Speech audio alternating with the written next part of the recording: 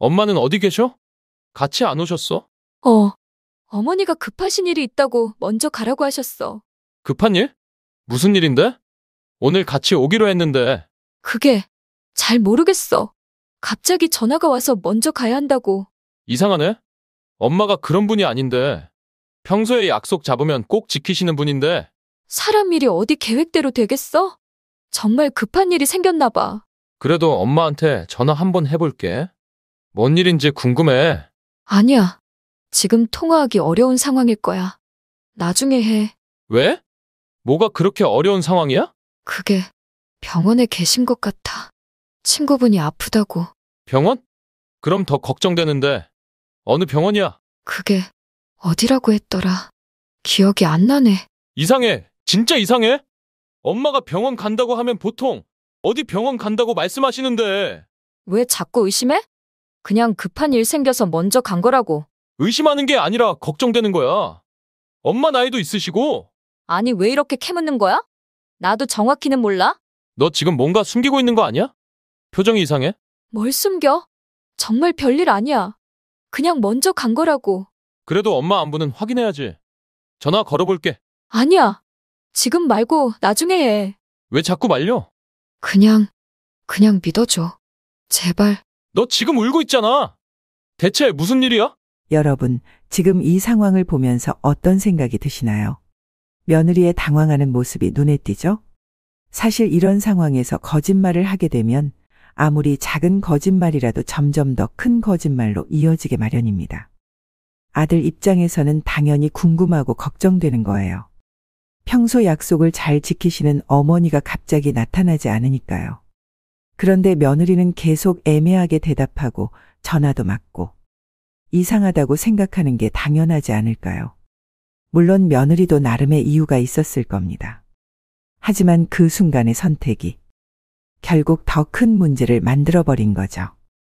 가족 간의 신뢰 그리고 한순간의 잘못된 선택이 어떤 결과를 가져오는지 함께 보시면서 많은 것들을 느끼실 수 있을 거예요. 그런데 영상 시작하기 전에 구독 버튼 꼭 눌러주시고요. 좋아요도 미리 눌러주세요. 그리고 알림 설정까지 해두시면 저희가 새로운 이야기 올릴 때마다 가장 먼저 만나보실 수 있어요. 댓글로 여러분의 생각도 많이 남겨주시고 주변에 이런 이야기 좋아하시는 분들이 계시다면 공유도 부탁드려요. 여러분의 구독과 좋아요, 댓글 하나하나가 저희에게는 정말 큰 힘이 됩니다. 자, 그럼 이제 시작해 볼까요? 오늘의 이야기 제목은 산에 놓고 온 시어머니 그리고 며느리의 거짓말입니다. 과연 이 상황이 어떻게 흘러갈지 끝까지 집중해서 들어보세요. 그럼 지금부터 시작합니다. 그날 아침도 여느 때와 다름없이 시작됐습니다. 70년을 살아오면서 생긴 습관 중 하나가 바로 아침 일찍 일어나서 날씨를 확인하는 거였습니다. 스마트폰으로 날씨 앱을 켜보니 맑은 표시가 떠 있더라고 말입니다. 기상청에서 하루 종일 비 올 확률 10%라고 했으니까 믿을만 했죠. 세탁기를 돌리면서도 마음이 한결 가벼웠습니다. 요즘 같은 장마철에 빨래 말리기가 얼마나 힘든지 아시죠?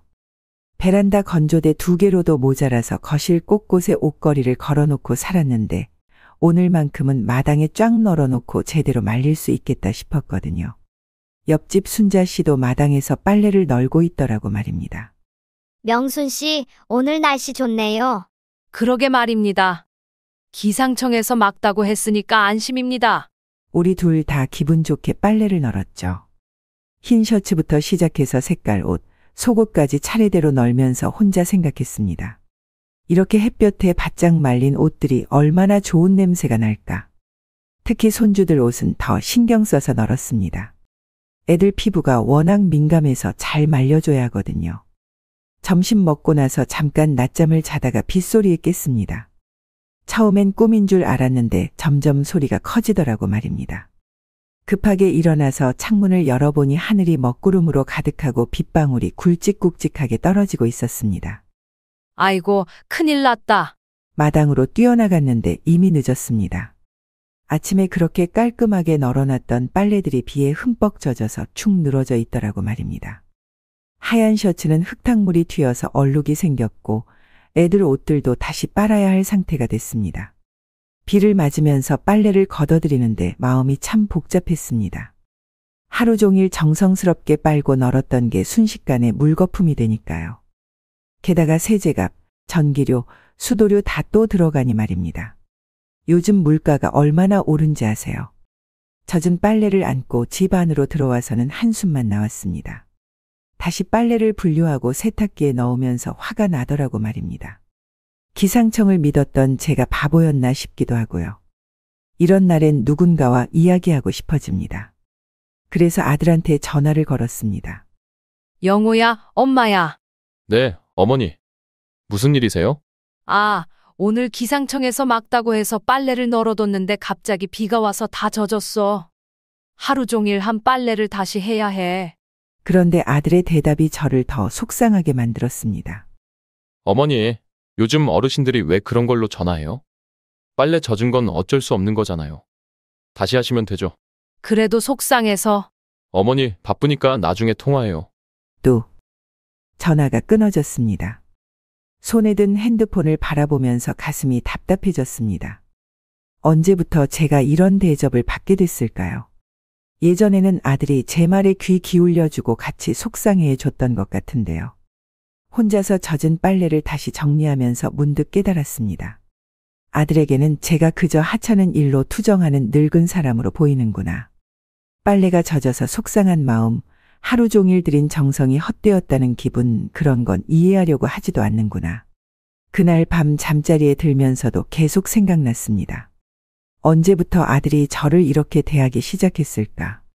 그리고 이건 시작에 불과할지도 모른다는 불안한 마음이 들었습니다. 그날도 비가 내렸습니다. 어제 빨래 젖은 일이 있었던 터라 비만 보면 기분이 좋지 않았는데 집에 반찬거리가 떨어져서 어쩔 수 없이 마트에 가야 했습니다. 우산을 챙기고 장바구니를 들고 나섰죠. 마트에서 장을 보는 동안에도 비는 계속 내렸습니다. 창문으로 보니 사람들이 우산을 쓰고 급하게 뛰어다니더라고 말입니다. 저도 빨리 집에 가야겠다 싶어서 필요한 것들만 대충 사고 계산을 마쳤습니다. 문제는 마트에서 나올 때였습니다. 입구 앞에 고인 빗물을 피하려고 옆으로 돌아서 나오는데 바닥이 생각보다 미끄러웠습니다. 한 발짝 내딛는 순간 발이 미끄러지면서 몸의 균형을 잃었습니다. 어머, 소리를 지르면서 넘어졌는데 본능적으로 손을 바닥에 짚으면서 핸드폰을 놓치고 말았습니다. 핸드폰이 바닥에 떨어지면서 화면이 산산조각 나는 소리가 들렸습니다. 그 순간 마음도 같이 깨지는 것 같았습니다. 다행히 주변에 있던 젊은 분이 저를 일으켜 세워줬습니다. 할머니, 괜찮으세요? 다친 데는 없어요? 고맙습니다. 괜찮아요. 무릎이 좀 아팠지만 크게 다친 건 아니었습니다. 하지만 바닥에 떨어진 핸드폰을 보니 정말 심각했습니다. 화면이 거미줄처럼 갈라져 있고 터치도 제대로 안 되더라고 말입니다. 집에 와서 핸드폰을 자세히 살펴봤는데 정말 쓸 수가 없었습니다. 전화는 받을 수 있었지만 문자 보내기도 어렵고 인터넷도 안 되고 뭘 눌러도 반응이 이상했습니다. 이런 상태로는 일상생활이 불가능했습니다. 요즘 세상에 핸드폰 없이 어떻게 살겠습니까? 병원 예약도 인터넷으로 하고 아들과 연락도 핸드폰으로 하고 날씨 확인부터 시작해서 모든 게 핸드폰으로 하는데 말입니다. 고민하다가 수정이에게 전화를 걸었습니다. 아들보다는 며느리가 이런 일에 더 잘할 것 같았거든요. 수정아, 엄마야. 미안한데 핸드폰 화면이 깨져서. 어머니, 무슨 일이세요? 오늘 마트에서 나오다가 넘어지면서 핸드폰을 떨어뜨렸어. 화면이 완전히 깨져서 쓸 수가 없어. 어떻게 해야 할까? 그런데 수정이의 대답은 예상과 달랐습니다. 어머니, 요즘 핸드폰이 얼마나 비싼지 아세요? 새로 사면 몇십만 원은 들어가는데. 이런 일로 매번 돈 드는 것도 아니고요. 제가 돈 달라고 한 것도 아닌데 왜 이런 식으로 말하는지 이해가 안 됐습니다. 수정아, 나도 그냥 물어본 거야. 어떻게 하면 좋을지 몰라서. 어머니가 조심하셔야죠. 나이 드신 분들이 왜 그렇게 급하게 다니세요? 천천히 다니시면 안 넘어지잖아요. 전화를 끊고 나서 한참을 멍하니 앉아 있었습니다. 제가 일부러 넘어진 것도 아니고 도움을 청한 것도 아닌데 왜 이런 식으로 말하는 걸까요? 마치 제가 돈을 달라고 졸라댄 것처럼 취급하더라고 말입니다. 사실 저에게도 돈이 있습니다. 그동안 모아둔 돈으로 핸드폰 정도는 충분히 살 수 있어요. 하지만 가족이라면 이런 일이 생겼을 때 함께 걱정해주고 해결책을 찾아주는 게 당연한 거 아닌가요? 예전에 수정이가 차 긁혔을 때는 어떻게 했는지 생각해 봤습니다. 그때는 아들이 바로 수리비를 대줬고 저도 괜찮으니까 걱정하지 마 라고 위로해 줬었는데 말입니다. 혼자서 깨진 핸드폰을 만지작거리면서 씁쓸한 기분이 들었습니다. 언제부터 저는 가족들에게 부담스러운 존재가 됐을까요? 제가 도움을 청하는 것조차 귀찮아하는구나 싶어서 서운함이 밀려왔습니다. 어제는 빨래 젖은 일로 아들한테 차가운 소리를 들었고 오늘은 핸드폰 때문에 수정이한테 무시당하는 기분을 느꼈습니다. 이게 우연의 일치일까요? 아니면 평소에 가족들이 저를 어떻게 생각하고 있는지 드러나는 걸까요? 내일은 남편 산소에 가기로 한 날인데 수정이가 태워다 주겠다고 했었습니다. 하지만 오늘 일을 겪고 나니 괜히 불안한 마음이 들었습니다. 남편 산소에 가는 날이었습니다. 매달 한 번씩 가는 날인데 항상 마음이 무거워지는 시간이었습니다. 혼자 가기에는 산이 높고 길도 험해서 늘 고민이었는데 이번에는 수정이가 먼저 나서더라고 말입니다. 어머니, 이번에는 제가 태워다 드릴게요. 차로 가시는 게 편하잖아요. 수정이가 이렇게 말했을 때 정말 고마웠습니다. 어제 핸드폰 일로 서운했던 마음도 좀 누그러지는 것 같았어요. 역시 며느리도 나름 마음이 있구나 싶었습니다. 아침 일찍 준비를 했습니다. 남편이 좋아했던 과일도 챙기고 막걸리 한 병도 가져갔습니다. 예전에 살아계실 때 죽어서도 술 한 잔 마시고 싶을 거야 라고 농담 삼아 말씀하시곤 했거든요. 수정이가 시간에 맞춰 차를 가지고 왔습니다. 승용차에 타면서 마음이 한결 가벼워졌습니다. 평소 같으면 버스 2번 갈아타고 마지막에는 한참 걸어 올라가야 하는데 오늘은 편하게 갈 수 있겠다 싶었거든요. 수정아, 정말 고마워. 덕분에 편하게 갈 수 있겠네. 별 말씀을요, 어머니. 당연한 일이죠. 차 안에서 이런저런 얘기를 나누면서 갔습니다. 수정이가 평소보다 친절하게 대해주니까 어제까지의 서운함이 많이 사라졌습니다. 역시 가족이니까 이해해 주는구나 생각했어요. 산소까지는 1시간 정도 걸렸습니다. 도착해서 차에서 내리려는데 수정이가 갑자기 말했습니다. 어머니, 죄송한데 급한 일이 생겨서 오실 때는 혼자 오세요. 처음에는 무슨 말인지 이해가 안 됐습니다. 응? 뭐라고? 급하게 처리해야 할 일이 있어서요. 죄송해요. 버스 시간표는 저기 정류장에 있으니까 확인하시고요. 그러면서 제 가방을 차에서 꺼내주고는 정말로 가버렸습니다. 저를 산 중턱에 혼자 남겨두고 말이에요. 멍하니 차가 사라지는 걸 바라보면서 실감이 안 났습니다. 정말로 저를 여기에 혼자 버려두고 간 거예요. 산소까지 올라가려면 아직 한참 더 가야 하는데 말입니다. 정류장을 찾아가서 버스 시간표를 봤는데 다음 버스까지 2시간이나 기다려야 했습니다. 게다가 하늘이 점점 어두워지더니 빗방울이 떨어지기 시작했습니다. 이럴 수가. 우산도 안 가져왔는데 비까지 내리니까 정말 막막했습니다. 근처에 비를 피할 곳도 마땅치 않았어요. 그냥 정류장 지붕 아래서 기다릴 수밖에 없었습니다. 비는 점점 더 세게 내렸습니다. 바람까지 불어서 정류장 지붕으로는 비를 완전히 피할 수가 없었어요. 옷이 젖기 시작했습니다. 혼자 서서 기다리면서 생각이 많아졌습니다. 수정이가 정말 급한 일이 있었던 걸까요? 아니면 처음부터 저를 데려다 주기만 하고 데리러 올 생각이 없었던 걸까요? 예전에는 이런 일이 없었습니다. 아들이나 수정이나 한번 약속하면 끝까지 지켰어요. 그런데 언제부터 저와의 약속은 이렇게 쉽게 어기게 된 걸까요? 산소에 올라가서 남편 앞에 앉아 있는데도 마음이 편치 않았습니다. 여보, 어떻게 된 일인지 모르겠어.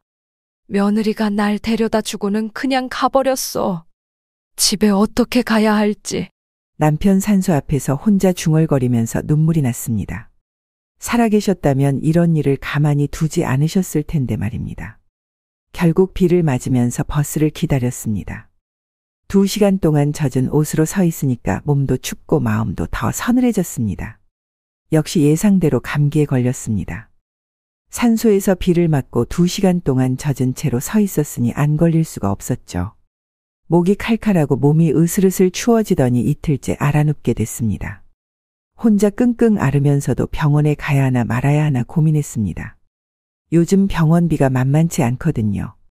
그래도 나이가 있으니까 감기라도 함부로 넘길 일이 아니라는 생각이 들었습니다. 아들 영호에게 전화를 걸었습니다.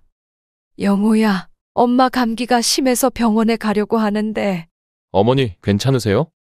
많이 아프세요? 처음에는 걱정하는 것 같았습니다. 그래서 마음이 좀 놓였어요. 목도 아프고 기침도 심하고 열도 나는 것 같아. 병원에 가서 약 좀 지어 먹어야겠어. 그런데 아들의 다음 말이 저를 당황하게 만들었습니다. 어머니, 병원비 아껴야죠. 요즘 의료비가 얼마나 비싼지 아세요?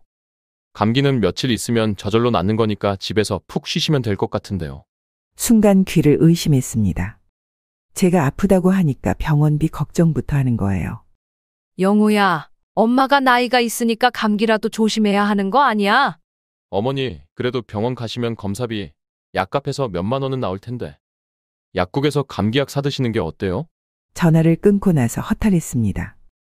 며칠 전까지만 해도 제가 조금만 아프다고 해도 아들이 먼저 병원에 가자고 했었는데 언제부터 이렇게 됐을까요? 그래도 몸이 너무 아파서 혼자 동네 병원에 갔습니다. 의사 선생님이 나이를 고려해서 약을 좀 더 신중하게 처방해 주시더라고 말입니다. 어르신, 감기가 좀 심하네요. 충분히 쉬시고 따뜻하게 하세요. 약은 꼭 시간 맞춰서 드시고요. 네, 고맙습니다. 병원비는 3만 원 정도 나왔습니다. 그렇게 부담스러운 금액도 아닌데 아들은 왜 그렇게 말했을까 싶었어요.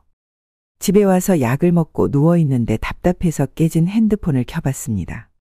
화면이 갈라져서 터치가 잘 안 되고 글자도 제대로 안 보이지만 그래도 조심조심 만지면서 겨우 인터넷을 켤 수 있었어요. 수정이 SNS를 보려고 애쓰다가 깜짝 놀랐습니다. 화면이 깨져서 잘 안 보이긴 했지만 수정이가 올린 사진이 눈에 들어왔거든요. 자기 어머니와 함께 병원에서 찍은 사진이었습니다. 엄마 건강검진 선물로 드렸어요. 100만 원짜리 종합검진인데 꼼꼼하게 다 봐주시네요. 우리 엄마 건강이 최고예요. 이런 글과 함께 사진이 여러 장 올라와 있었습니다. 수정이 어머니가 환하게 웃으면서 포즈를 취하고 있고 수정이도 자랑스러워하는 표정이었어요. 가슴이 철렁했습니다. 수정이가 자기 어머니에게는 100만 원짜리 건강검진을 선물하면서 정작 시어머니인 저에게는 3만 원짜리 병원비도 아끼라고 하는 거예요. 댓글들을 보니 더 화가 났습니다. 수정이 효년에 부모님 건강 챙기는 게 최고야. 100만 원이면 정말 좋은 검진이겠다. 어머니가 좋아하시겠어. 역시 수정이는 마음씨가 고와. 우리도 본받아야겠다. 이런 칭찬 댓글들이 주르륵 달려있더라고 말입니다. 그 순간 모든 게 확실해졌습니다. 아들이 저에게 병원비 아끼라고 한 것도 수정이가 평소에 저를 대하는 태도도 다 연결되어 있었던 거예요. 저는 수정이에게 그저 부담스러운 존재일 뿐이었습니다. 아들도 아내 편에 서서 저를 바라보고 있었던 거예요. 자기 친정어머니에게는 100만 원도 아끼지 않으면서 시어머니에게는 3만 원도 아까워하는구나. 핸드폰을 내려놓고 천장을 바라봤습니다. 이제 확실히 알겠어요. 나만 무시하는 거구나. 혼자 중얼거리면서 눈물이 났습니다. 그동안 제가 착각하고 있었던 거예요. 가족이니까 서로 아끼고 보살피는 줄 알았는데 사실은 혈연 관계에 따라 차별하고 있었던 거죠. 감기약을 먹으면서 생각했습니다. 앞으로 이런 일들이 더 많이 생길 거라는 걸, 그리고 저는 그걸 어떻게 받아들여야 할지 말입니다. 감기가 나은 후 일상으로 돌아가면서 한 가지씩 눈에 띄기 시작했습니다. 평소에는 당연하게 여겼던 일들이 사실은 당연한 게 아니었다는 걸 말입니다. 첫 번째로 깨달은 건 추석 계획을 짤 때였습니다. 예전에는 명절 준비를 어떻게 할지, 어디서 모일지 가족 모두가 함께 상의했었는데 이번에는 달랐습니다. 아들이 전화를 걸어와서 추석 계획을 알려줬습니다. 올 추석에는 집에서 하지 말고 외식하자는 얘기였는데 수정이 어머니가 추천해준 한정식 집에서 하자더라고 말입니다. 저한테는 한마디 상의도 없이 결정해서 통보하는 거예요. 제가 추석은 조상님께 차례 지내는 날인데 외식을 하면 어떻게 하느냐고 물었더니 아들이 어머니 요즘 시대와 안 맞아요. 라고 하더라고 말입니다. 수정이도 자기 어머니가 그렇게 하자고 하셨다면서 외식이 더 편하다고 하더군요. 물론 외식도 나쁘지 않습니다. 하지만 중요한 건 저와 상의도 없이 수정이 친정어머니 의견만으로 결정된다는 거였어요. 마치 제가 가족회의에서 빠진 사람처럼 느껴졌습니다. 두 번째는 손주 학원 문제였습니다. 초등학교에 들어가는 손주를 어떤 학원에 보낼지 결정하는 자리였는데 역시 저는 처음부터 배제돼 있었습니다. 수정이가 아들에게 자기 어머니가 알아봐 주신 영어 전문 학원 얘기를 하더라고 말입니다. 원어민 선생님도 계시고 커리큘럼도 체계적이라면서 비용은 좀 있지만 투자할 만하다고 하셨다더군요. 제가 끼어들어서 아이가 너무 어린데 영어학원부터 보내는 게 좋을지 한글부터 제대로 배우게 하는 게 어떨지 물었더니 또 똑같은 대답이 돌아왔습니다. 어머니 생각은 너무 옛날 방식이에요. 요즘 교육 트렌드를 모르시니까. 결국 손주는 수정이 친정어머니가 추천한 영어학원에 다니게 됐습니다. 제가 기르고 돌봤던 손주인데도 교육 방침을 정할 때는 완전히 투명인간 취급이었습니다. 세 번째는 집 인테리어 문제였습니다. 거실 소파를 바꾼다고 하면서 수정이가 여러 가지 옵션을 보여줬는데 역시 수정이 어머니 의견이 우선이었습니다. 아들이 어떤 색깔로 할지 물어보자 수정이가 자기 어머니가 회색이 좋다고 하셨다더라고 말입니다. 어머니 센스가 워낙 좋으시니까 믿고 가도 될 것 같다면서요. 저도 의견을 물어보길래 회색보다는 베이지 색깔이 더 따뜻하고 좋을 것 같다고 했더니 수정이가 바로 반박했습니다. 어머니, 회색이 요즘 트렌드예요. 베이지는 너무 촌스러워 보여요. 결과는 뻔했습니다. 회색 소파가 들어왔고 제 의견은 또 한 번 무시됐습니다. 이런 일들이 계속 반복되면서 깨달았습니다. 집안의 모든 결정에서 저는 그냥 들러리 역할이었다는 걸 말입니다. 수정이는 자기 친정어머니 의견만 소중하게 여기고 저는 요즘 시대와 안 맞는 사람으로 분류해버렸습니다. 가장 서운한 건 아들의 태도였습니다. 예전에는 제 의견도 들어보고 존중해줬는데 이제는 수정이 말에만 고개를 끄덕입니다. 마치 저는 가족회의에서 제외된 사람처럼 느껴졌습니다. 어느 날 문득 깨달았습니다. 언제부터 이렇게 됐을까? 언제부터 제가 이 집에서 투명인간이 됐을까? 그리고 이게 앞으로도 계속될 거라는 걸 알았습니다. 하지만 저도 가만히 있을 사람은 아니었습니다. 이제는 뭔가 달라져야 할 때가 온 것 같았습니다.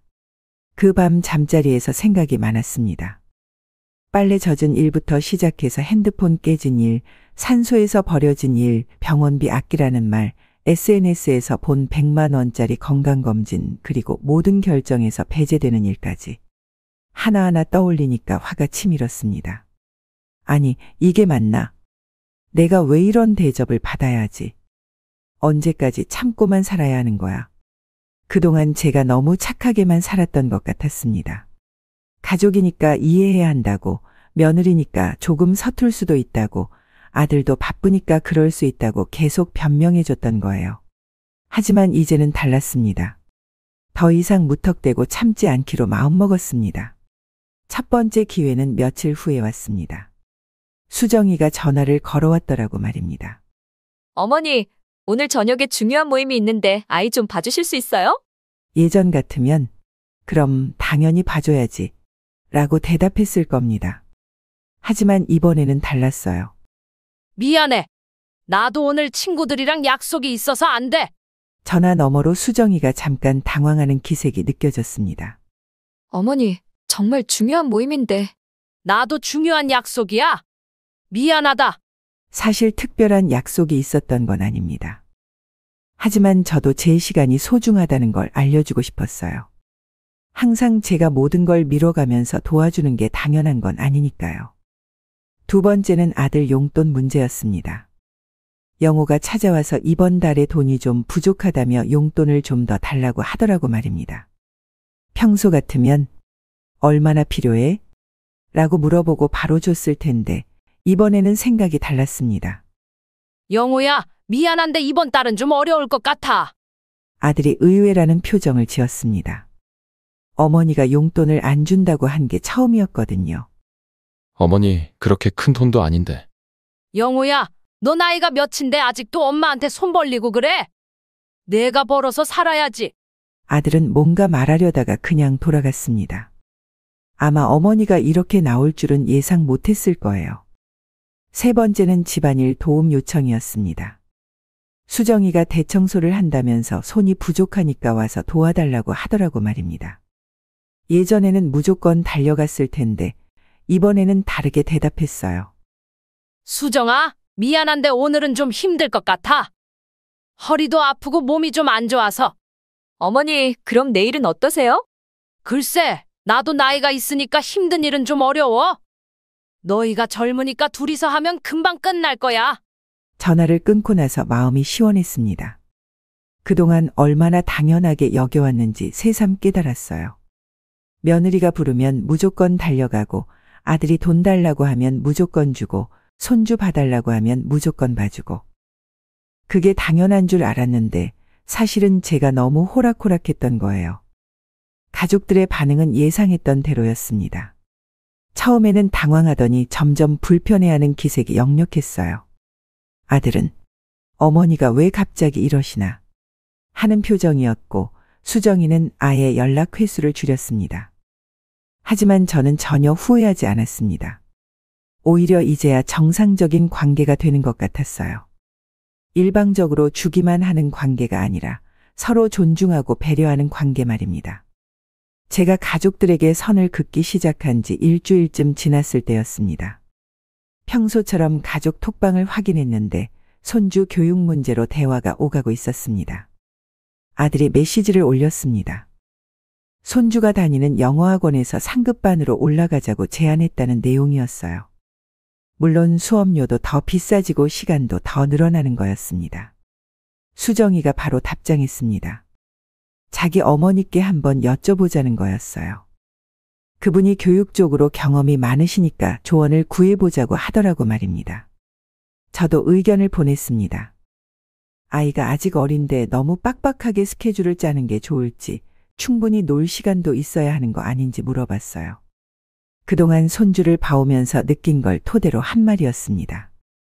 그런데 수정이가 보낸 다음 메시지를 보고 눈이 휘둥그레졌습니다. 가족 톡방에 이런 글이 올라와 있었거든요. 어머님 의견도 좋긴 한데 요즘 트렌드랑은 좀 다르니까 전문가 의견 위주로 가는 게 어떨까요? 순간 뭔가 이상하다 싶어서 다시 읽어봤는데 결국 저를 빼고 결정하겠다는 뜻이더군요. 듣기 좋게 포장했지만 말입니다. 그놈의 트렌드. 혈압이 확 올라가는 게 느껴졌습니다. 그동안 은근히 무시하는 것도 모자라서 이제는 대놓고 모욕하는 거예요. 그것도 다른 가족들이 다 보는 앞에서 말입니다. 더 어이없었던 건 아들 반응이었어요. 아무 말이 없더라고 말입니다. 자기 아내가 어머니를 이렇게 깎아내리는데도 한마디 말이 없었어요. 저도 바로 답장을 쳤습니다. 누가 전문가래? 수정이 엄마가 전문가야? 그랬더니 수정이가 또 답장을 보내더군요.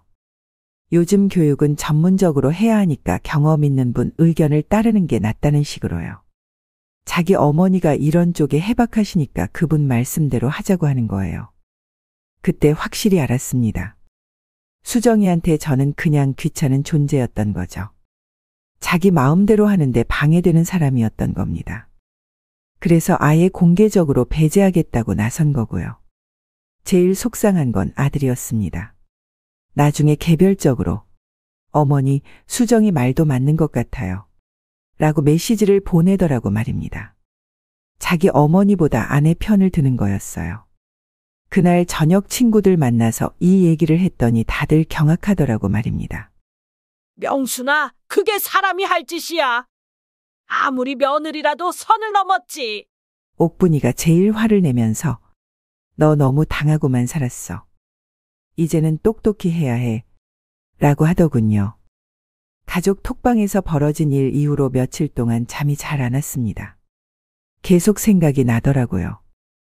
그동안 제가 아들 가족을 위해 얼마나 많은 걸 해줬는데 지금은 이런 취급을 받고 있나 싶어서요. 어느 날 문득 궁금해졌습니다. 내가 지금까지 아들네 가족을 위해 얼마나 많은 돈을 썼을까? 그래서 차근차근 계산해 보기 시작했어요. 먼저 떠오른 게 아들이 결혼할 때였습니다. 전세금이 부족하다고 해서 제가 3천만 원을 보탰어요. 그때 어머니 나중에 꼭 갚을게요. 라고 했는데 벌써 10년이 넘었는데도 갚을 기미는 보이지 않더라고요. 손주가 태어났을 때도 마찬가지였습니다. 산후조리원비, 유모차, 아기 침대, 각종 육아용품까지 거의 다 제가 샀어요.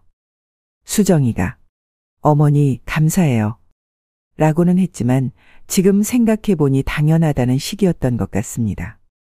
매달 주던 용돈도 있었죠. 아들이 회사 다니기 시작한 초반에 월급이 적다고 해서 매달 50만 원씩 지원했어요. 몇 년 동안 계속했으니까 그것만 해도 몇백만 원이 되더라고요. 경조사비도 만만치 않았습니다. 수정이 친구 결혼식, 회사 동료들 경조사, 심지어 수정이 어머니 회가변까지 제가 다 냈어요. 한 번에 10만 원, 20만 원씩 나가니까 1년에 몇백만 원이 들어갔습니다. 손주 교육비도 있었어요.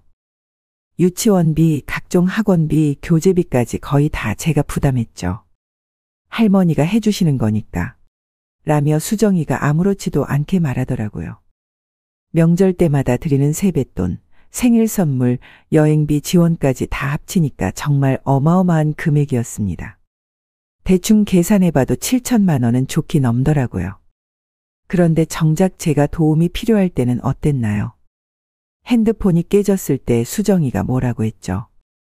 요즘 핸드폰이 얼마나 비싼지 아세요? 감기에 걸려서 병원에 가겠다고 했을 때 아들은 뭐라고 했나요? 병원비 아끼라고 했잖아요. 3만 원도 아깝다고 한 거죠. 제일 기가 막혔던 건 며칠 전 일이었습니다. 냉장고가 고장나서 수리비가 필요하다고 했더니 아들이 이렇게 말하더라고요. 어머니, 돈이 어디 있어요? 요즘 경기가 어려워서. 돈이 어디 있냐고요? 제가 그동안 얼마나 많은 돈을 썼는데 말입니다. 자기들이 필요할 때는 당연하다는 듯이 받아가더니 제가 필요할 때는 돈이 없다고 하는 거예요. 계산을 다 해놓고 보니까 기가 막혔습니다. 7천만 원이 넘는 돈을 써줬는데 정작 저에게 돌아온 건 무시와 냉대뿐이었어요. 이게 정상적인 가족 관계인가 싶었습니다. 그때 깨달았어요. 제가 너무 일방적으로 퍼주기만 했구나. 받는 쪽에서는 그게 당연한 줄 알게 된 거죠. 심지어 고마워하지도 않고 오히려 더 달라고 하고 안 주면 서운해하고. 친구 은숙이가 했던 말이 생각났습니다. 명순아, 사람은 공짜로 받으면 소중함을 모르는 법이야. 내가 너무 쉽게 줘서 그런 거야. 정말 맞는 말이었어요. 제가 너무 쉽게 줘서 그들이 저를 우습게 보게 된 거였습니다. 다음 날 오랜만에 친구들과 만나기로 했습니다. 평소에 자주 만나던 은숙이, 옥분이, 정자 씨와 함께 동네 찻집에서 모였습니다. 마음이 답답해서 누군가와 이야기하고 싶었거든요. 차를 마시면서 이런저런 안부를 물어보다가 결국 제가 먼저 털어놓기 시작했습니다. 그동안 아들과 수정이한테 어떤 일들을 당했는지, 며칠 전에 가족 톡방에서 벌어진 일까지 다 얘기했습니다. 친구들 반응이 예상과 달랐습니다. 놀라기보다는 고개를 끄덕이면서 그러게 하더군요. 은숙이가 먼저 입을 열었습니다. 명순아, 너만 그런 게 아니야. 요즘 며느리들은 다 그래. 우리 며느리도 똑같더라. 그러면서 자기 얘기를 시작했습니다. 은숙이도 저랑 비슷한 일을 많이 겪었다고 하더군요. 며느리가 친정어머니 말만 듣고 시어머니는 무시하고 돈은 당연하다는 듯이 받아가면서도 고마워할 줄 모른다는 거였습니다. 옥분이도 한마디 거들었습니다. 내 며느리는 아예 대놓고 말해. 어머님은 구식이에요라고. 그럼 내가 뭐라고 하겠어? 정자 씨는 더 심했습니다. 아들이 아예 며느리 편만 들어서 어머니와 연락도 뜸해졌다고 하더군요. 명절에도 친정 위주로만 돌고 시댁은 형식적으로만 들른다고 했습니다. 친구들 얘기를 들으니까 제가 겪은 일이 특별한 게 아니구나 싶었습니다. 요즘 시대에는 흔한 일이었던 거였습니다. 그런데 동시에 더 화가 나기도 했습니다. 이런 일이 당연한 게 되어버린 현실이 말입니다. 그럼 다들 어떻게 해? 제가 물어보니까 친구들이 각자 경험담을 들려줬습니다. 정자 씨는 그냥 체념했다고 했습니다. 나이 들어서 힘들게 싸우기 싫다면서 그냥 적당히 거리 두고 산다고 하더군요. 옥분이는 아예 아들 가족과 연락을 끊었다고 했습니다. 서로 스트레스 받지 말고 각자 살자는 식으로 정리했다더군요. 그런데 은숙이 얘기가 달랐습니다. 나는 이제 내 돈 내가 쓴다고 선언했어. 은숙이가 웃으면서 말했습니다. 처음에는 며느리가 발끈했지. 그동안 어머님이 다 해주셨는데 갑자기 왜 그러냐고. 그래서 내가 딱 잘라 말했어.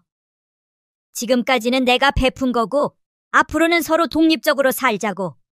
은숙이 말에 따르면 처음에는 아들도 며느리도 당황했지만 시간이 지나니까 오히려 관계가 나아졌다고 했습니다. 서로 눈치 보지 않고 필요할 때만 연락하고 부담 없이 지낸다는 거였습니다. 그랬더니 오히려 며느리가 더 예의 바르게 대해. 예전에는 당연하다고 생각했는데 이제는 고마워할 줄도 알더라고. 은숙이 말을 듣고 있으니까 뭔가 답이 보이는 것 같았습니다. 제가 지금까지 너무 일방적으로 퍼주기만 했으니까 받는 쪽에서는 그게 당연한 줄 알게 된 거였습니다. 그럼 구체적으로 어떻게 했어? 제가 궁금해서 물어보니까 은숙이가 자세히 설명해 줬습니다. 용돈 주는 걸 중단하고 부탁받은 일들을 거절하기 시작했다는 거였습니다. 처음에는 섭섭해했지만 시간이 지나니까 서로 적당한 거리를 유지하게 됐다고 했습니다. 친구들과 헤어질 때쯤에는 마음이 한결 정리된 것 같았습니다. 제가 겪고 있는 일이 저만의 문제가 아니라는 걸 알게 됐고 해결 방법도 있다는 걸 깨달았습니다. 친구들과의 만남 이후 며칠이 지났습니다. 은숙이가 해준 말들이 계속 머릿속에 맴돌았습니다. 이제 저도 변해야 할 때가 왔다는 생각이 확고해졌습니다. 마침 기회가 찾아왔습니다. 수정이가 전화를 걸어왔거든요. 평소보다 좀 급한 목소리였습니다. 어머니, 이번 주말에 저희 집들이 하는데 음식 준비 좀 도와주실 수 있어요? 손님들이 많이 와서 혼자서는 힘들 것 같아요. 예전 같으면 당연하지, 뭐 준비하면 될까? 라고 대답했을 겁니다. 하지만 이번에는 달랐습니다. 친구들 얘기를 듣고 나서 마음가짐이 완전히 바뀌었거든요. 미안해. 이번 주말에는 좀 힘들 것 같아. 몸도 좀 안 좋고. 전화 너머로 수정이가 잠깐 조용해지는 게 느껴졌습니다. 아마 제가 거절할 줄은 예상 못했을 거예요. 어머니, 정말 중요한 자리인데 그냥 간단한 것만이라도 도와주시면 안 될까요? 수정아, 나도 나이가 있으니까 그런 큰일은 좀 버거워. 젊은 사람들끼리 해보렴. 수정이가 당황하는 기색이 역력했습니다. 그동안 제가 한 번도 거절한 적이 없었으니까 당연한 반응이었죠. 하지만 저는 마음을 단단히 먹었습니다. 그럼 어떻게 하죠? 남편한테 부탁하든지 다른 방법을 찾아봐. 나도 내 일정이 있으니까. 전화를 끊고 나서 기분이 묘했습니다. 한편으로는 시원했지만 다른 한편으로는 좀 미안한 마음도 들었습니다. 하지만 곧 생각을 바꿨습니다. 그동안 제가 너무 당연하게 해줬으니까 그들이 저를 우습게 본 거였어요. 몇 시간 후에 아들한테서 전화가 왔습니다. 역시 수정이가 아들한테 말한 모양이었습니다. 어머니, 수정이가 그러는데 집들이 음식 준비 도와주실 수 없다고요? 응, 몸이 좀 안 좋아서. 어머니, 손님들도 많이 오신다고 하는데. 영호야, 수정이도 이제 살림 경력이 얼마인데? 혼자서도 충분히 할 수 있을 거야. 내가 언제까지 다 해줄 수는 없잖아. 아들도 예상 못한 대답이었던 모양입니다. 잠깐 말이 없더니 알겠습니다. 라고 하고 전화를 끊었습니다. 사실 그날 특별한 약속이 있었던 건 아닙니다. 그냥 집에서 쉬고 싶었을 뿐이었습니다. 하지만 제 시간도 소중하다는 걸 알려주고 싶었습니다. 저녁 무렵에 수정이한테서 다시 전화가 왔습니다. 목소리가 좀 차가워진 것 같았습니다. 어머니, 결국 간단하게만 준비했어요. 그래? 그게 더 편하잖아. 손님들한테 좀 부끄러웠는데? 괜찮아요. 앞으로는 미리 부탁드릴게요. 말은 괜찮다고 했지만 목소리에서 서운함이 느껴졌습니다. 하지만 저는 별로 신경 쓰이지 않았습니다. 오히려 이제야 내가 없으면 안 된다는 걸 알겠구나 하는 생각이 들었습니다. 그동안 제가 너무 쉽게 도와줬으니까 당연하다고 여겼던 거였습니다. 이제야 제 도움이 얼마나 소중한지 깨달을 거예요. 며칠 후 또 다른 일이 생겼습니다. 수정이가 전화해서 냉장고가 좀 이상하다며 새로 사야 할 것 같다고 했습니다. 예전에는 이런 가전제품도 당연히 제가 사줬었거든요. 어머니, 냉장고가 자꾸 이상해져서 음식이 상해요.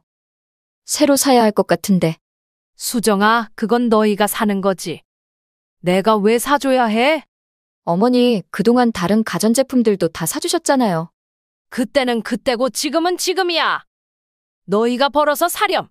수정이가 좀 당황하는 기색이었습니다. 시어머니가 이렇게 냉정하게 나올 줄은 몰랐을 거예요. 이런 일들이 몇 번 반복되면서 가족들의 태도가 조금씩 바뀌기 시작했습니다.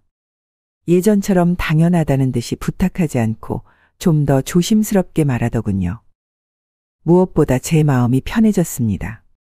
그동안 얼마나 일방적으로 베풀기만 했는지 깨달았습니다. 이제는 저도 제 생활을 우선시하기로 했습니다. 그렇게 가족들에게 작은 반격을 시작한 지 며칠이 지났습니다. 마침 정기 건강검진을 받으러 병원에 다녀왔습니다. 나이가 드니까 이런 건 더 신경 써야 하거든요. 검진 결과를 받아보니 다행히 큰 문제는 없었습니다. 다만 혈압이 조금 높다는 얘기와 함께 스트레스를 줄이라는 의사 선생님 말씀이 있었습니다. 요즘 가족 문제로 신경 쓸 일이 많았으니 당연한 결과였죠. 집에 돌아와서 수정이에게 전화를 걸었습니다. 그동안 건강검진 결과는 항상 가족들과 공유했거든요. 나이 든 사람의 건강은 가족 모두가 관심 가져야 할 일이니까요. 수정아, 엄마야. 오늘 건강검진 받고 왔어. 아, 네. 어머니, 목소리가 좀 시큰둥했습니다. 그래도 계속 말했습니다. 다행히 큰 문제는 없는데 혈압이 좀 높다고 하더라. 의사 선생님이 스트레스 관리를 잘하라고 하시고. 어머니, 죄송한데 지금 드라마 보고 있어서 나중에 얘기할게요. 순간 말문이 막혔습니다. 제가 건강검진 결과를 말하고 있는데 드라마가 더 중요하다는 거예요. 수정아, 지금 엄마 건강 얘기하고 있는 거야. 네, 알겠어요. 나중에 천천히 들을게요. 지금 좀 집중하고 싶어서. 전화가 끊어졌습니다. 손에 든 핸드폰을 바라보면서 기가 막혔습니다. 내 건강이 드라마보다 덜 중요하다는 건가요? 그 순간 화가 치밀었습니다. 그동안 참아왔던 게 한순간에 폭발하는 것 같았어요. 바로 다시 전화를 걸었습니다. 수정아. 어머니, 뭐? 나도 사람이야. 내 건강이 드라마보다 덜 중요하다고 생각하는 거야? 전화 너머로 수정이가 당황하는 기색이 느껴졌습니다. 제가 이렇게 직접적으로 따진 적이 처음이었거든요. 어머니, 그런 뜻이 아니었는데. 그럼 뭔 뜻이야? 70살 넘은 시어머니가 건강검진 결과 얘기하는데 드라마 보겠다고 전화 끊는 게 정상이야? 어머니, 화내지 마세요. 제가 잘못 생각했어요. 잘못 생각한 게 아니라 아예 생각을 안 한 거지. 나를 뭘로 보는 거야?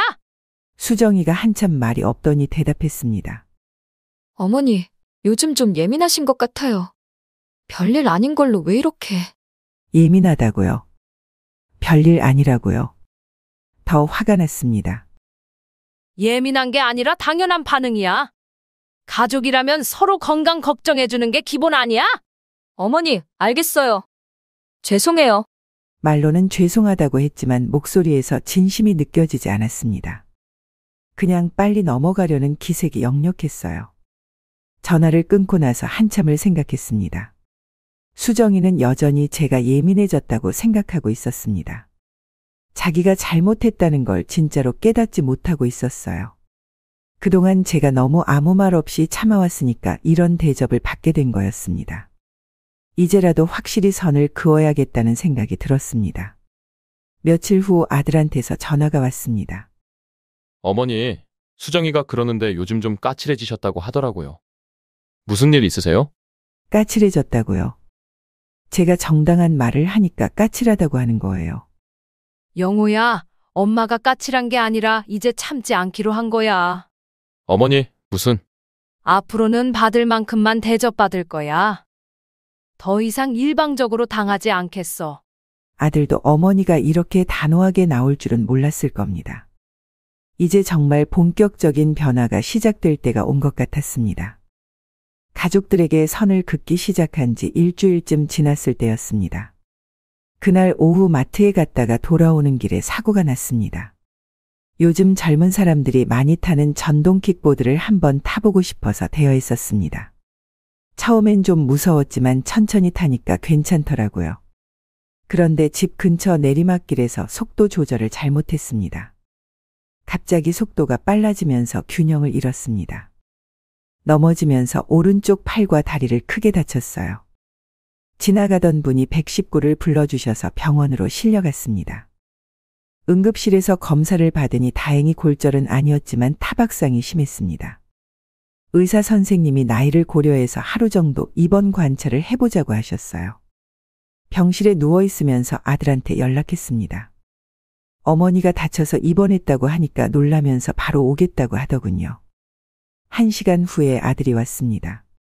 병실 문을 열고 들어오면서 첫 마디가 이거였어요. 어머니, 괜찮으세요? 많이 아프세요? 처음에는 걱정하는 것 같았습니다. 그래서 마음이 좀 놓였어요. 골절은 아니고 타박상이 좀 심해서 하루 입원하래. 다행이네요. 그런데 어머니, 보험 처리는 어떻게 되는 거예요? 전동 킥보드 회사에서 보상해 주나요? 순간 어이가 없었습니다. 어머니가 다쳐서 아픈데 보험 얘기부터 하는 거예요. 영호야, 엄마가 아프다고 하니까 그게 먼저 할 말이야. 아, 어머니 걱정되니까 하는 말이에요. 병원비도 만만치 않을 텐데. 병원비 걱정이라고 하지만 결국은 돈 얘기였습니다. 어머니 몸보다 돈이 먼저인 거였어요. 1시간 후에 수정이도 왔습니다. 그런데 수정이 첫 마디는 더 가관이었어요. 어머니, 괜찮으세요? 그런데 어머니가 나이도 있으신데 왜 그런 위험한 걸 타셨어요? 위로 한마디도 없이 바로 잔소리부터 시작하는 거였습니다. 전동 킥보드는 젊은 사람들이 타는 건데 어머니 나이에 타시면 당연히 위험하죠. 수정아, 엄마가 지금 다쳐서 아픈데 그게 할 말이야. 어머니를 걱정해서 하는 말이에요. 앞으로는 그런 거 타지 마세요. 걱정해서 하는 말이라고 하지만 전혀 걱정스러운 목소리가 아니었습니다. 오히려 왜 그런 바보 같은 짓을 해서 우리를 귀찮게 하느냐는 투였어요. 나이 든 사람이 괜한 욕심 부리다가 이런 일 당하는 거예요. 이 말을 듣는 순간 정말 화가 났습니다. 내가 다쳐서 병원에 누워있는데 욕심 부렸다고 탓하는 거예요. 수정아, 내가 뭔 욕심을 부렸다고 그래? 어머니, 전동 킥보드 같은 건 젊은 사람들이나 타는 거잖아요. 어머니 나이에 무리하신 거죠. 아들도 거기에 맞장구를 쳤습니다. 어머니, 수정이 말이 맞아요. 위험한 거는 안 타시는 게 좋겠어요. 그 순간 확실히 깨달았습니다. 이들에게 저는 그냥 골칫거리였던 거예요. 다쳐서 병원에 누워있는 어머니, 시어머니를 위로하기는커녕 오히려 탓하고 있었습니다. 너희들 나가! 혼자 있고 싶어! 어머니, 왜 그러세요? 나가라고! 면회 시간도 끝났잖아! 억지로 내보내고 나서 혼자 생각했습니다. 내가 다쳤을 때 가족들의 첫 반응이 이런 거구나. 걱정은커녕 돈 계산하고 잔소리부터 하는구나. 그날 밤 병실에서 혼자 울었습니다. 아플 때 가족의 따뜻한 위로를 받고 싶었는데 돌아온 건 차가운 현실뿐이었어요. 퇴원하고 나서 며칠 후 더 충격적인 일을 알게 됐습니다. 전동 킥보드 사고로 입원했던 일에서 회복된 지 일주일 정도 지났을 때였습니다. 수정이가 갑자기 찾아와서 봉투 하나를 건네더라고요. 아들이 이번에 보너스를 받아서 용돈을 드리라고 했다면서 봉투를 줬습니다. 받아보니 20만 원이 들어있었어요. 평소보다 좀 적은 것 같긴 했지만 요즘 경기가 어려우니까 그럴 수도 있다고 생각했습니다. 며칠 후 아들한테 안부 전화를 걸면서 보너스 받은 것에 대해 고맙다고 했습니다. 그런데 아들이 이상한 반응을 보이더라고요. 금액이 적었냐고 묻는 거였어요. 제가 20만 원 받았다고 하니까 아들이 깜짝 놀라더군요. 자기는 수정이한테 100만 원을 맡겼다는 거였습니다. 그 순간 머리가 하얘졌습니다. 100만 원을 줬는데 저는 20만 원만 받았다는 말이었거든요. 수정이가 80만 원을 가로챈 거였어요. 아들은 처음에 믿기지 않는다는 듯이 반응했지만 제가 확실하다고 하니까 수정이한테 확인해 보겠다고 했습니다. 1시간 후에 아들한테서 연락이 왔는데 수정이가 실수였다고 한다더군요. 봉투를 잘못 준 것 같다면서 지금 바로 가져다 준다고 하더라고요. 실수라고요. 80만 원을 실수로 빼돌린다고요. 말이 안 되는 소리였습니다. 하지만 아들은 수정이가 그럴 사람이 아니라면서 아내를 감쌌습니다. 1시간 후에 수정이가 와서 80만 원을 가져오면서 봉투를 잘못 가져다 줬다고 사과했습니다. 정말 실수였다고 뻔뻔하게 우기더라고요. 수정아, 이게 실수야? 네, 정말 실수였어요. 죄송해요. 하지만 저는 확신했습니다. 이건 분명히 고의였어요. 시어머니 용돈을 훔친 거였습니다. 그동안 수정이가 저를 무시하고 소외시키는 것도 화가 났는데 이제는 아예 돈까지 훔치는 거였어요. 그것도 아들 몰래 말입니다. 이건 완전히 도둑질이었습니다. 그날 밤 잠을 이룰 수가 없었습니다. 며느리가 시어머니 용돈을 훔쳤는데도 가족들은 실수라고 넘어가려고 하는 거였어요. 이제 정말로 본격적인 복수를 시작해야겠다는 생각이 들었습니다. 며칠 동안 잠도 제대로 못 잤습니다. 계속 분노가 치밀어 올랐거든요. 그동안 참아온 모든 일들이 한꺼번에 떠올랐습니다. 빨래 젖은 일부터 시작해서 핸드폰 깨진 일, 산소에서 버려진 일, 병원비 아끼라는 말, 100만 원짜리 건강검진은 친정어머니에게만, 가족 톡방에서의 모욕, 전동 킥보드 사고 때 차가운 반응, 그리고 이번 돈 훔치기까지. 하나하나 생각할 때마다 화가 났습니다. 내가 왜 이런 대접을 받아야 하나? 70년을 살아오면서 이렇게 무시당한 적이 있었나 싶었어요. 그날 밤 침대에 누워서 결심했습니다. 이제까지는 내가 너무 착했구나. 가족이니까 이해해야 한다고, 참아야 한다고 생각했는데 그게 잘못이었어요. 앞으로는 받은 만큼만 해주기로 마음먹었습니다. 일방적으로 베풀고 참기만 하는 건 그만두겠다고 다짐했어요. 며칠 동안 구체적인 방법들을 생각해 봤습니다. 어떻게 하면 그들이 제 소중함을 깨달을 수 있을까? 어떻게 하면 지금까지의 무시와 모욕에 대한 대가를 치르게 할 수 있을까? 먼저 경제적인 부분부터 정리하기로 했습니다. 그동안 제가 아들 가족을 위해 얼마나 많은 돈을 썼는지 이미 계산해 봤으니까 이제는 그 지원을 중단하는 거였어요. 매달 주던 용돈도 끊고 각종 경조사비도 내 돈으로는 안 내기로 했습니다. 애들 교육비나 생활비 지원도 마찬가지였어요. 그들이 얼마나 제게 의존하고 있었는지 깨닫게 해주고 싶었습니다. 두 번째는 도움 요청을 모두 거절하는 거였습니다. 아이 봐달라는 것, 집안일 도와달라는 것, 음식 해달라는 것 모든 걸 단호하게 거절하기로 했어요. 그동안 너무 당연하게 여겨왔으니까 제가 없으면 얼마나 불편한지 알게 해주려고 했습니다. 세 번째는 그들의 약점을 파악하는 거였습니다. 수정이가 뭘 제일 중요하게 여기는지, 아들이 뭘 제일 신경 쓰는지 관찰해 보기로 했어요. 그래야 효과적으로 대응할 수 있을 테니까요. 특히 수정이가 친구들 앞에서 자랑하는 걸 좋아한다는 걸 알고 있었습니다. SNS에 항상 좋은 것들만 올리고 다른 사람들에게 인정받고 싶어 하더라고요. 그 부분을 노려보기로 했습니다. 아들은 회사에서의 체면을 중요하게 여겼어요. 동료들 앞에서 자기가 효자라는 이미지를 유지하려고 했고 어머니가 잘 살고 있다는 걸 보여주고 싶어 했거든요. 이런 부분들을 잘 활용하면 그들에게 충격을 줄 수 있을 것 같았습니다. 마지막으로는 타이밍이었습니다. 너무 성급하게 움직이면 감정적으로 보일 수 있으니까 차근차근 계획적으로 진행하기로 했어요. 며칠 후부터 실행에 옮기기로 마음먹었습니다. 먼저 그들의 약점부터 더 자세히 파악해봐야겠다고 생각했습니다. 그동안 착하기만 했던 명순이가 이제는 달라질 때가 온 거였어요. 복수 계획을 세운 후 며칠 동안 가족들을 유심히 관찰하기 시작했습니다. 그동안은 그냥 착한 어머니, 시어머니 역할만 했는데 이제는 그들의 약점을 파악해야 했거든요. 먼저 수정이부터 살펴봤습니다. 평소에 SNS를 자주 올리는 걸 알고 있었으니까 그걸 자세히 봤어요. 친구들과 만나는 사진, 맛있는 음식 사진, 새로 산 물건들 사진이 주로 올라와 있었습니다. 그런데 최근에 올린 사진들을 보니 명품 가방을 들고 있는 모습이 자주 보이더라고요. 한두 개가 아니라 계속 다른 가방들이었어요. 루이비통, 샤넬, 에르메스 같은 비싼 브랜드들이었습니다. 이상했습니다.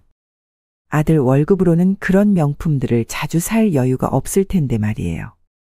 더 자세히 살펴보니 수정이가 친구들과 만날 때마다 새로운 가방을 들고 다니더라고요. 며칠 후 우연히 수정이가 백화점에서 나오는 걸 봤습니다. 명품 매장 쇼핑백을 들고 있었어요. 집에서는 절약한다고 하면서 뒤에서는 명품을 사고 있었던 거였습니다. 더 관찰해보니 수정이는 친구들 앞에서 자기가 잘 산다는 걸 보여주고 싶어 했어요. SNS에도 항상 좋은 것들만 올리고 만날 때마다 새로운 옷이나 가방을 하고 나타났습니다. 체면을 굉장히 중요하게 여기는 사람이었던 거죠. 아들 쪽도 알아봤습니다. 요즘 들어 표정이 어둡고 스트레스를 많이 받는 것 같더라고요. 전화 통화할 때도 목소리에 힘이 없었어요. 어느 날 아들이 집에 왔을 때 넌지시 물어봤습니다. 회사 일이 힘드냐고 하니까 처음에는 괜찮다고 하더군요. 하지만 계속 이야기하다 보니 진짜 속마음이 나왔어요. 이번에 승진해서 누락됐다는 거였습니다. 동기들은 다 승진했는데 자기만 빠졌다고 하더라고요. 회사에서 인정받지 못하는 것 같아서 자존심이 상했다면서요. 특히 동료들 앞에서 체면이 서지 않는다고 걱정하더군요. 그동안 자기가 능력 있는 사람이라고 생각했는데 승진해서 밀려나니까 자신감이 많이 떨어진 모양이었어요. 아들은 평소의 효자라는 이미지를 중요하게 여겼습니다. 회사 동료들한테도 어머니를 잘 모신다고 자랑하곤 했거든요. 그런 이미지가 자기 자존심과 직결돼 있었던 거죠. 며칠 더 관찰해보니 두 사람 다 남들 시선을 굉장히 의식하는 사람들이었습니다. 수정이는 친구들 앞에서, 아들은 회사 동료들 앞에서 체면을 지키는 걸 무엇보다 중요하게 여겼어요.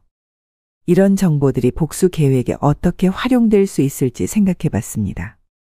수정이의 명품 쇼핑이나 아들의 승진 누락 같은 것들이 그들의 약점이 될 수 있을 것 같았어요.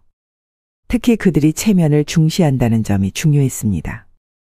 남들 앞에서 창피를 당하는 걸 제일 싫어할 테니까 그 부분을 노려보면 효과적일 것 같았어요.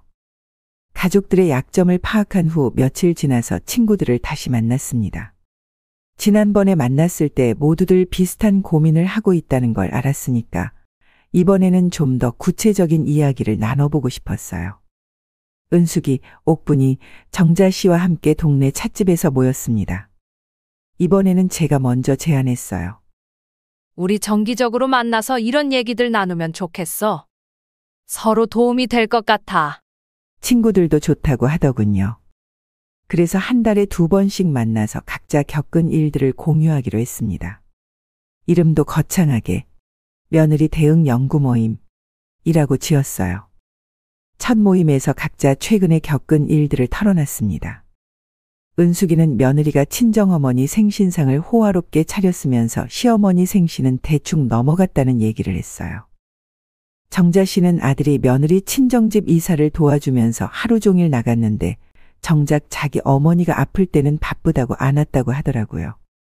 옥분이는 며느리가 자기 친구들 앞에서는 시어머님이 너무 좋으세요 라고 말하면서 뒤에서는 구식이라서 힘들어요 라고 한다는 걸 우연히 알게 됐다고 했습니다. 모두들 저와 비슷한 일들을 겪고 있었어요. 그런데 대응 방식은 각자 달랐습니다. 은숙이는 아예 지원을 끊고 거리를 두는 방식을 택했고 정자 씨는 참다가 가끔 폭발하는 시기였어요. 옥분이는 조용히 맞받아치는 방식을 쓰고 있었습니다. 그 중에서도 옥분이의 방법이 가장 효과적인 것 같았어요. 옥분이는 원래 교사 출신이라 머리가 좋았거든요. 명순아, 정면으로 싸우면 우리만 나쁜 사람 되는 거야. 차라리 우아하게 복수하는 게 낫지. 옥분이가 조언해줬습니다.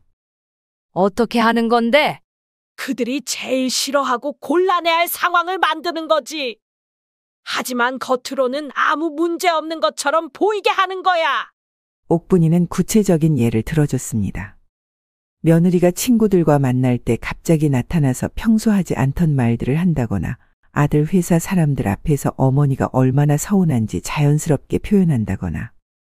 핵심은 그들이 가장 중요하게 여기는 체면을 건드리는 거야.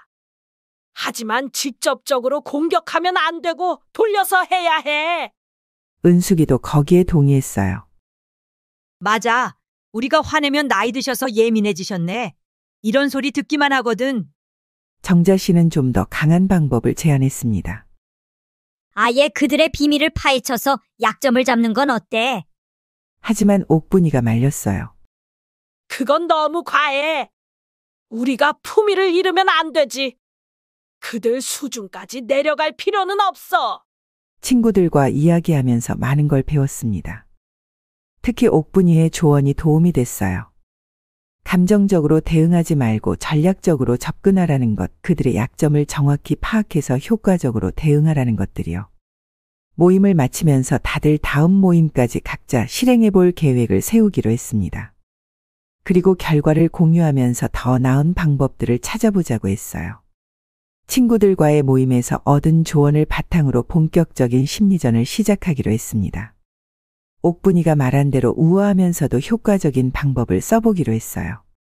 며칠 후 수정이가 집에 왔을 때 첫 번째 시도를 해봤습니다. 수정이는 평소처럼 자연스럽게 행동했지만 저는 달랐어요. 수정이가 거실에 앉아서 스마트폰을 보고 있을 때 차를 한 잔 가져다 주면서 말했습니다. 수정아, 내가 하는 행동들을 보니까 참 많이 배우고 있어. 수정이가 고개를 들면서 웃었습니다. 칭찬으로 받아들였나 봅니다. 어머니, 무슨 말씀이세요? 그때 저는 미소를 지으면서도 눈빛은 차갑게 유지했습니다. 말은 좋게 하지만 표정에서 다른 의미를 느낄 수 있도록 했어요. 어떻게 하면 자기 뜻대로 할 수 있는지, 어떻게 하면 불편한 일들을 피할 수 있는지. 정말 똑똑하더라. 수정이의 표정이 조금 변했습니다. 뭔가 이상하다는 걸 감지한 것 같았어요. 어머니, 아니야, 정말 대단해. 나도 내 나이 때는 그렇게 못했거든. 말은 칭찬 같았지만 어조가 묘했습니다. 수정이도 뭔가 불편한 기색을 보이기 시작했어요. 며칠 후에는 다른 방법을 써봤습니다. 수정이가 새로 산 명품 가방을 들고 왔을 때였어요. 수정아, 가방 예쁘네. 비쌌겠다. 아, 이거요? 그냥 적당한 거예요. 적당하다고? 루이비통이 적당해? 참 좋겠다. 그런 걸 적당하다고 할 수 있는 처지가. 수정이가 당황하는 기색을 보였습니다. 제가 가방 브랜드를 정확히 알고 있다는 것도 의외였을 테고 말투에서 뭔가 다른 의미를 느꼈을 거예요. 어머니, 이게 그렇게 비싼 건 아니에요. 아, 그래? 내가 잘못 알았나 보네.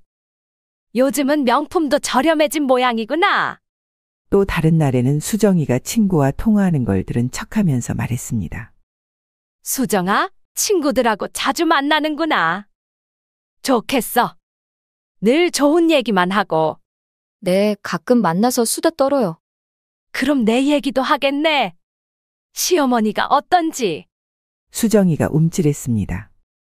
어머니, 그런 얘기는 뭐, 솔직하게 하는 게 당연하지. 나도 이해해. 시어머니 흉보는 거야 며느리들 사이에서는 당연한 일이니까. 이런 식으로 몇 번 대화하니까 수정이의 태도가 조금씩 바뀌기 시작했습니다. 평소보다 조심스러워하더라고요. 제가 뭔가 알고 있다는 걸 눈치챈 것 같았어요. 특히 제 눈빛이나 말투에서 예전과 다른 뭔가를 감지하고 있었습니다. 겉으로는 평범한 대화 같지만 속에 다른 의미가 담겨 있다는 걸 알아챈 거죠. 며칠 후 아들한테도 비슷한 방식을 써봤습니다. 아들이 회사 얘기를 할 때였어요. 영호야, 회사 일은 어때? 그냥 그래요, 어머니. 승진은 언제쯤 될 것 같아? 아들의 표정이 어두워졌습니다. 이게 바로 아픈 부분이었거든요. 글쎄요. 좀 더 기다려야 할 것 같아요. 그래? 동기들은 다 됐다던데. 뭐, 사람마다 때가 있는 거지. 아들이 불편해하는 게 보였습니다. 하지만 어머니 말에 뭐라고 할 수도 없었죠. 이런 식으로 몇 번 대화하니까 가족들이 저를 대하는 태도가 미묘하게 바뀌기 시작했습니다. 뭔가 이상하다는 걸 느끼고 있었지만 정확히 뭔지는 모르는 상태였어요. 심리전을 시작한 지 며칠 후, 이제는 더 구체적인 행동에 나설 때가 왔다고 생각했습니다. 그동안 개별적으로 거절하는 일들이 있었지만, 이번에는 아예 체계적으로 정리하기로 했어요. 그동안 제가 아들 가족을 위해 자동이체로 지원하고 있던 것들이 꽤 많았습니다. 매달 용돈, 손주 학원비, 각종 보험료까지 자동으로 나가고 있었거든요. 어느 날 아침 은행에 가서 모든 자동이체를 해지했습니다. 창구 직원이 모두 해지하시는 거예요. 라고 확인할 정도로 항목이 많았어요. 집에 와서 아들한테 전화로 알려줬습니다. 앞으로 내 돈은 내가 직접 관리하기로 했다고, 자동이체로 나가던 것들을 다 끊었다고 말했어요. 아들이 당황하면서 갑자기 왜 그러냐고 물어보니까 나도 내 노후를 준비해야겠더라 고 답했습니다. 1시간 후에 수정이한테서도 전화가 왔습니다. 남편한테 들었다면서 갑자기 왜 그러냐고 하더라고요. 저는 나이도 있으니까 내 돈 관리를 제대로 해야겠다고 차분하게 설명했습니다. 며칠 후 아들이 수정이와 함께 직접 찾아왔습니다. 둘 다 심각한 표정이었어요. 어머니, 저희가 잘못한 일이 있나요? 잘못한 게 있어? 질문으로 질문을 받으니까 둘 다 답하기 어려워하더라고요. 저는 갑자기가 아니라 70이 넘었는데 언제까지 남 주기만 할 수는 없다고 말했습니다. 앞으로는 정말 꼭 필요한 일이 있으면 그때그때 말하라고, 제가 판단해서 도와줄지 말지 결정하겠다고 선언했어요. 둘이 돌아간 후 마음이 시원했습니다. 그동안 일방적으로 퍼주기만 했는데 이제는 제가 주도권을 쥐게 된 거였어요. 며칠 후부터 그들의 태도가 확연히 달라졌습니다. 예전처럼 당연하다는 듯이 행동하지 못하고 저를 더 조심스럽게 대하기 시작했어요. 돈의 힘이 이렇게 큰 줄 몰랐습니다. 경제적 독립을 선언한 지 일주일쯤 지났을 때였습니다. 수정이가 또 다른 핑계를 대고 찾아왔습니다. 이번에는 애들 교복을 새로 맞춰야 한다는 이유였어요. 어머니, 아이들 어린이복 새로 맞춰야 하는데 생각보다 비용이 많이 들 것 같아요. 예전 같으면 얼마나 필요해? 라고 물어봤을 텐데 이번에는 달랐습니다. 수정이가 뭔가 숨기고 있다는 걸 눈치챘거든요. 그래서 혹시 도움을 좀 받을 수 있을까요? 그때 저는 조용히 말했습니다. 수정아, 내가 지난번에 내 용돈 80만 원 가로챈 거 아들한테 말할까? 수정이의 얼굴이 순간 새파래졌습니다. 그동안 감춰왔던 일이 들통날까봐 두려워하는 표정이었어요. 어머니, 그건 뭐? 실수였다고. 80만 원을 실수로 가져가? 수정이가 말을 잇지 못했습니다. 자기도 그게 실수가 아니라는 걸 알고 있었으니까요. 교복비가 필요하다고. 정말 교복비에 쓸 거야? 아니면 또 다른 명품 가방 살 거야? 수정이가 당황해서 어쩔 줄 몰라 했습니다. 제가 명품 쇼핑하는 것도 알고 있다는 걸 깨달은 거죠. 어머니, 정말 교복비예요. 그럼 영호한테 직접 말해. 내가 아니라. 어머니, 앞으로 돈이 필요하면 아들한테 직접 말하렴. 나한테는 오지 말고. 수정이가 그날 이후로 저 앞에서 함부로 행동하지 못하게 됐습니다. 80만 원 가로챈 일이 언제든 폭로될 수 있다는 두려움 때문이었어요. 며칠 후 아들한테 사실을 말했습니다. 수정이가 80만 원을 가로챈 일을 자세히 설명했어요. 처음 알았을 당시 며느리가 전화와서 죄송하다고 한 번만 그냥 넘어가 달라고 말하는 바람에 그냥 넘어갔었거든요. 처음에는 믿지 못하겠다는 표정이었지만 자세한 경위를 들으니까 점점 표정이 어두워졌습니다. 어머니, 정말 그런 일이 있었어요? 응, 내가 100만 원 줬다고 했는데 나는 20만 원만 받았잖아. 아들이 수정이한테 확인해 보더니 크게 실망한 표정을 지었습니다. 아내가 어머니 돈을 훔쳤다는 사실에 충격을 받은 거죠. 그날부터 아들과 수정이 사이가 어색해졌습니다. 아들이 수정이를 보는 눈빛이 예전과 달라졌어요. 첫 번째 복수가 성공한 지 며칠 후 더 결정적인 기회가 찾아왔습니다. 마트에서 장을 보고 나오는데 수정이가 친구들과 카페에 앉아 있는 걸 봤어요. 창문 너머로 들리는 소리를 듣고 있으니까 수정이가 자랑하고 있더라고요. 우리 시어머니는 너무 좋으셔서 뭐든지 다 해주시고 정말 복 받은 것 같아. 친구들이 부럽다, 좋겠다 하면서 감탄하고 있었습니다. 시어머니가 그렇게 좋으시면 정말 편하겠어. 맞아. 우리 시어머니는 좀 까다로우신데. 수정이가 더 신이 나서 말했습니다. 우리 어머니는 정말 마음이 넓으셔. 돈도 아끼지 않으시고 뭐든지 이해해주시고. 그 순간 저는 카페 안으로 들어갔습니다. 수정이와 친구들이 앉은 테이블로 직접 걸어가서 웃으며 말했어요. 수정아, 여기 있었구나. 친구들이랑 즐겁게 얘기하고 있네. 수정이가 깜짝 놀라면서 일어났습니다. 어머니, 언제 오셨어요? 방금 왔어. 그런데 수정아, 내가 나한테 평소에 어떻게 대하는지 친구들한테 솔직히 말해봐. 친구들이 궁금한 표정으로 바라봤습니다. 수정이는 얼굴이 빨개지기 시작했어요. 특히 내 용돈 가로챈 얘기도 해봐. 친구들이 관심 있어 할 것 같은데. 수정이의 얼굴이 더 빨개졌습니다. 친구들 앞에서 자기가 얼마나 좋은 며느리인지 자랑하던 참의 시어머니가 나타나서 이런 얘기를 하니까 창피해 죽을 지경이었을 거예요. 어머니, 아, 미안해. 내가 끼어들었나? 계속 얘기해. 나는 커피나 한 잔 마시고 있을게. 저는 옆 테이블에 앉아서 커피를 주문했습니다.